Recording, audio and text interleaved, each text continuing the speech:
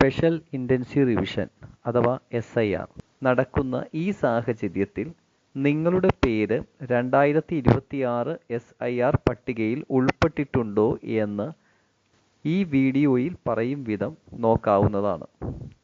ഇതിൽ ഉൾപ്പെടാത്തവരുണ്ടെങ്കിൽ ഉടനെ തന്നെ അക്ഷയ സെന്റർ വഴിയോ ഓൺലൈനായോ ഫോം 6 പൂരിപ്പിച്ചു നൽകി ഇതിൽ ഉൾപ്പെടേണ്ടതാണ്.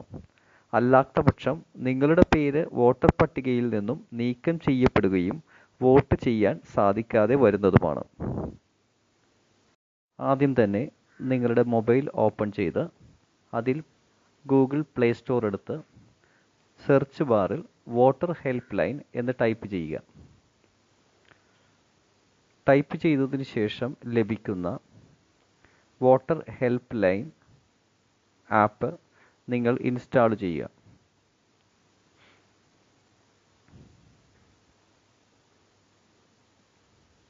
ഇൻസ്റ്റാൾ ചെയ്തതിന് ശേഷം ഓപ്പൺ ചെയ്യുമ്പോൾ ഇത്തരത്തിലുള്ള ഇൻ്റർഫേസ് ലഭിക്കുകയും അതിന് ഏറ്റവും താഴെ കാണുന്ന സ്കിപ്പ് ലോഗിൻ ചെയ്തുകൊണ്ട് മുന്നോട്ട് പോവുക.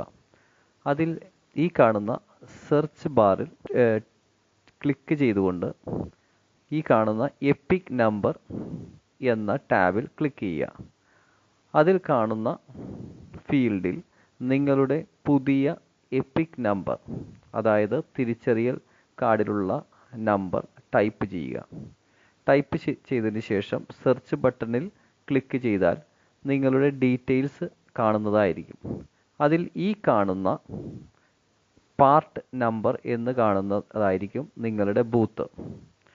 ഇത്തരത്തിൽ നിങ്ങളുടെ ഡീറ്റെയിൽസ് ഇതിൽ കണ്ടു കഴിഞ്ഞാൽ നിങ്ങൾ ഈ പുതിയ SIR 2026 പട്ടികയിൽ ഉൾപ്പെട്ടിട്ടുണ്ട്.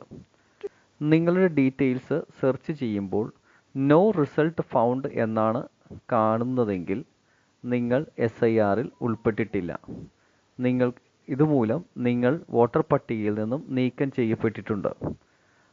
ആയതിനാൽ നിങ്ങൾ അടുത്തുള്ള അക്ഷയ സെന്റർ വഴിയോ അല്ലെങ്കിൽ ഓൺലൈനായോ നിങ്ങൾക്ക് ഫോം നമ്പർ 6 നൽകി ഈ വോട്ടർ പട്ടികയിൽ ഉൾപ്പെടാവുന്നതാണ്. നിലവിലുള്ള വോട്ടർ ID പഴയ നമ്പറാണെങ്കിൽ KL എന്ന് സ്റ്റാർട്ട് ചെയ്യുന്ന തരത്തിൽ ഉള്ള നമ്പറാണെന്നുണ്ടെങ്കിൽ നിങ്ങൾക്ക് അസൈൻ ചെയ്തിട്ടുള്ള പുതിയ നമ്പർ കണ്ടുപിടിക്കാനായി ഈ കാണും വിധം ചെയ്യുക.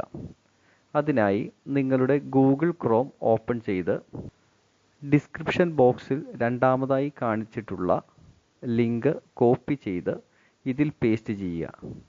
അപ്പോൾ കാണുന്ന ഇൻ്റർഫേസിൽ നിങ്ങളുടെ പഴയ വോട്ടർ IDയിൽ കാണിച്ചിരിക്കുന്ന നമ്പർ അതുപോലെ തന്നെ ടൈപ്പ് ചെയ്യുക.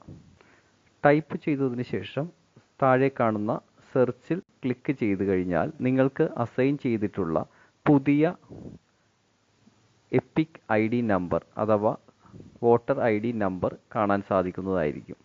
ഈ വോട്ടർ ID ഉപയോഗിച്ച് നിങ്ങൾക്ക് മുൻപ് കാണിച്ചിരിക്കുന്നത് പോലെ നിങ്ങളുടെ പേര് SIR ഉൾപ്പെട്ടിട്ടുണ്ടോ എന്ന് ചെക്ക് ചെയ്യാവുന്നതാണ്.